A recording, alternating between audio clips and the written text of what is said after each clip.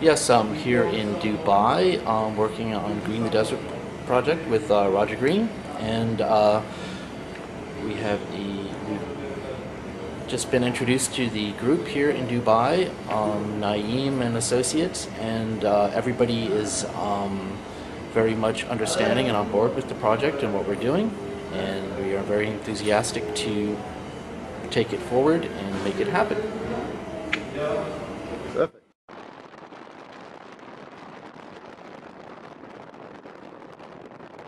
And everything. The currents bring them all together, and they're going to go out and they're going to start slowly.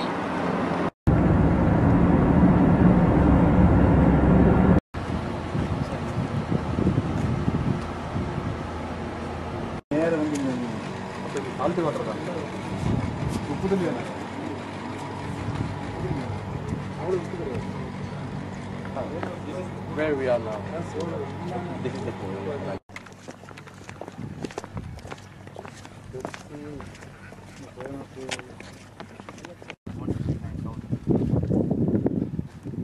Invoice from the zone saying that you need to pay this as a land reservation payment.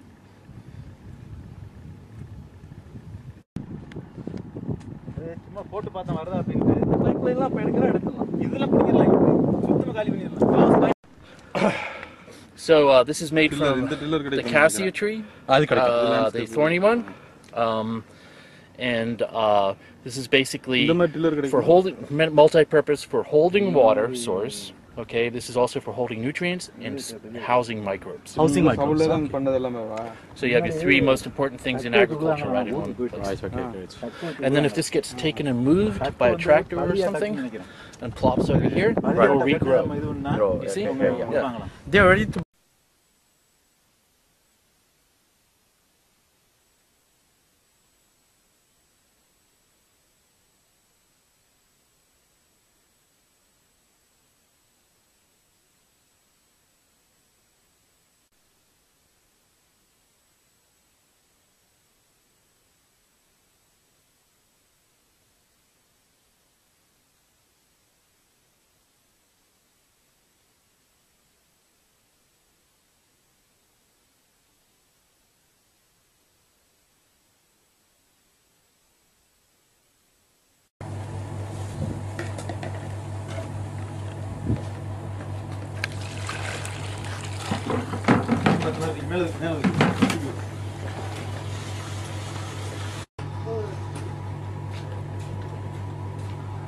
Okay.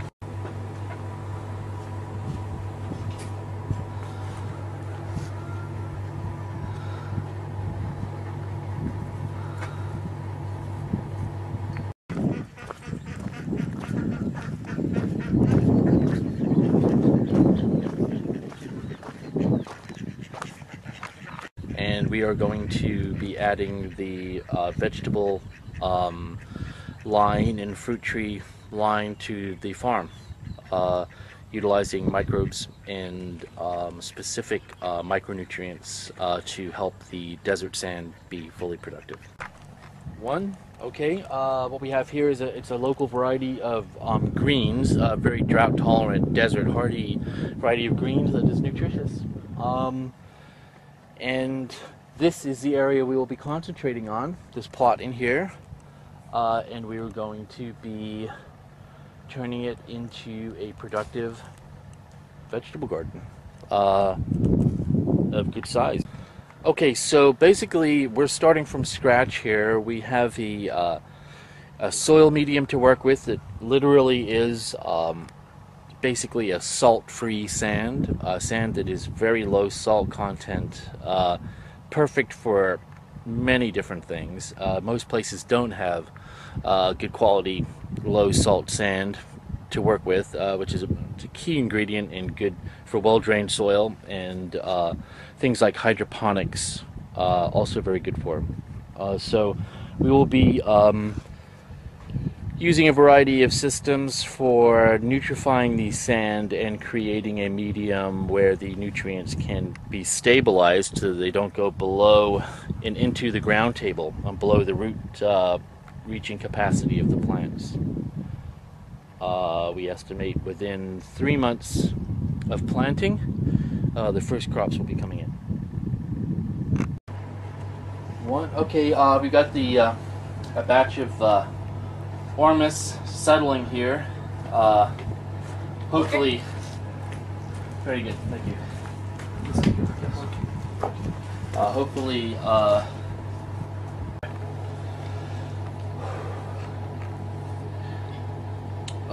we are anticipating a much higher yield from the next batch of salt that we work with.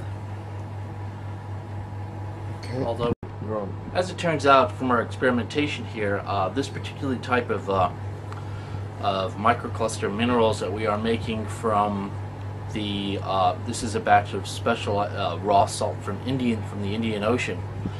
One of the things that's very interesting in this case is, if you notice here, we've got the orms floating, or what's called the monoatomics are floating to the surface here.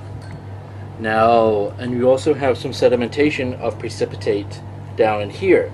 This is mostly hydroxides, calcium and magnesium. This up here, it's a type of non-metallic metal in the platinum group, believe it or not. And this is the special areas we'll be concentrating and working with for specialized nutrients for plants and agriculture.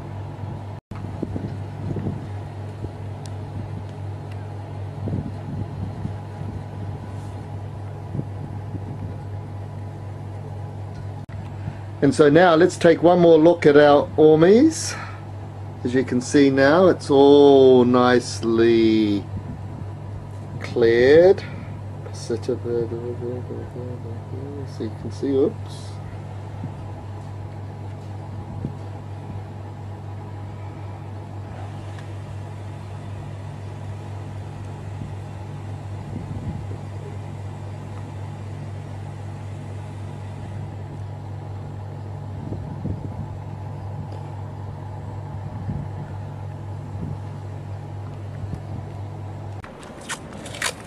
So here we are actually down at the ocean, because even though we had seawater from sea salt from India, I've decided that it's also good to get some seawater directly from the ocean for our ormes project. So it's the perfect time to actually get ormes. As you see, it's actually a full moon up there in the sky, and we're just on the coast out of Dubai, about an hour's drive from our project. And we got about 10 buckets of good ocean water here that we're going to take back and compare our ormes with the seawater to the Indian sea salt that we got. So we're doing pretty well, folks. And here we are back at the camp after a bit of an adventure getting some seawater from the ocean. And as you can see, this is going really, really, really well. Look at that.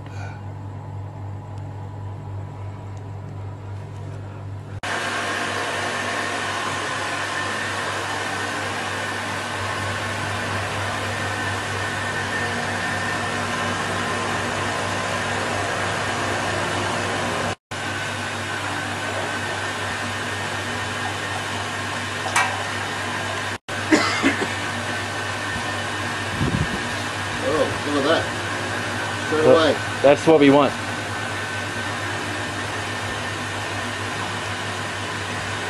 Okay, now get that pH meter. Do you know where that is? You got it here.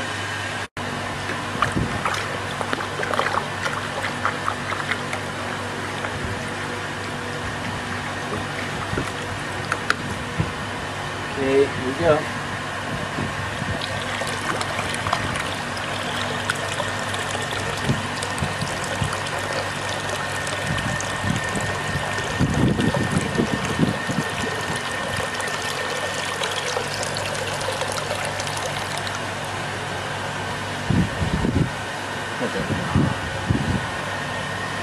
Looks like the Milky Way forming or something. Yeah.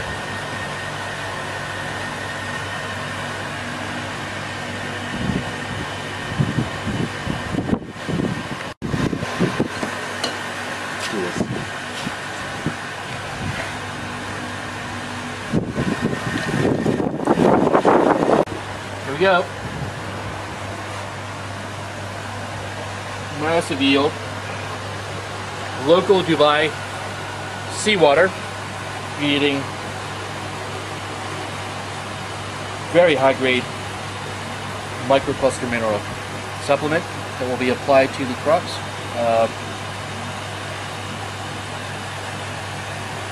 Outstanding yield.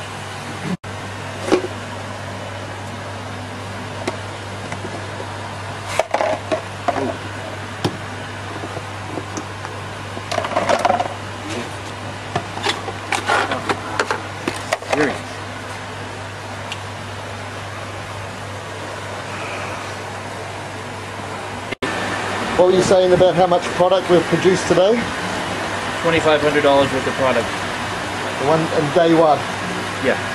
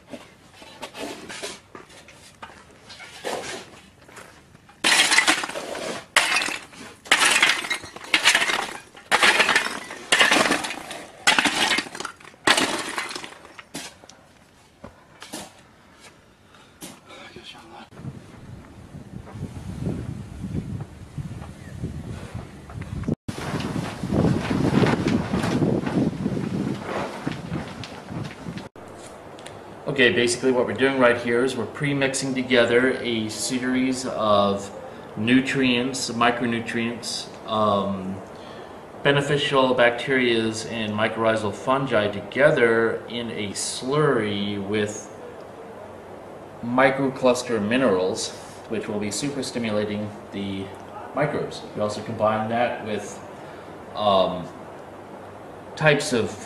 various types of carbon for building blocks for all of the organisms to assist the plants. So basically, just starting, we're mixing now up to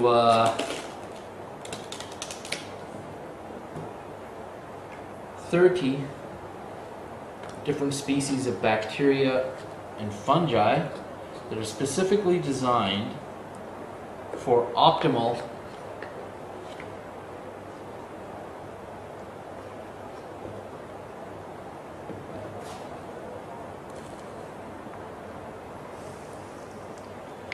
are specifically designed for optimal yield, minimal fertilization.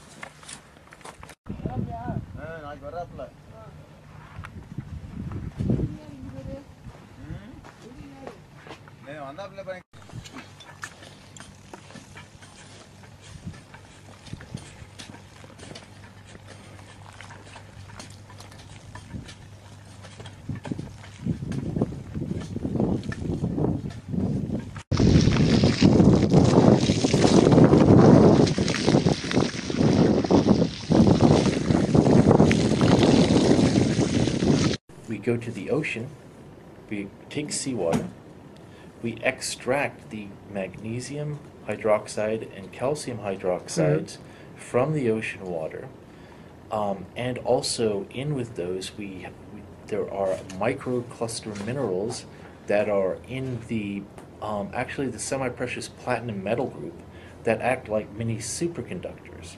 And there are actually proven room temperature superconductors, but they're for plants. And what these do is they go in now, this nutrient system, and we combine them with the microbes. And what the microbes do is they take these It has to be the To give you a good example, 1 cup of sea salt can make enough of this nutrient for an entire acre of land.